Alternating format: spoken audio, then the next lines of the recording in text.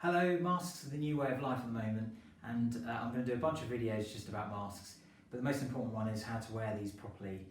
I'd say about 50% of our patients who come in wearing one of these masks, which is probably the most common one you'll see around, are wearing them incorrectly, either upside down, inside out, or both.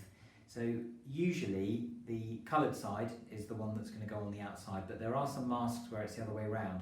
So an easy way of checking is the insertion point or attachment point of the string that goes around your ear will be attached to the outside of the mask. Okay, so if you see here, this is attached to this side, so that's the outside, so you know it's this way around.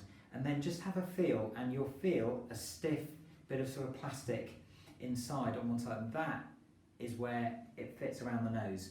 So this stiff bit goes on the nose, so you simply push it on, put it on like this, and then often people leave it like this, but you need to concertina it out under the chin so it sits snugly, and then bend and shape this bit to your nose, press quite hard so it just sits a lot better. And then if you're wearing glasses, hopefully they won't fog up, although with these masks you might still get some fogging, but the better masks tend not to.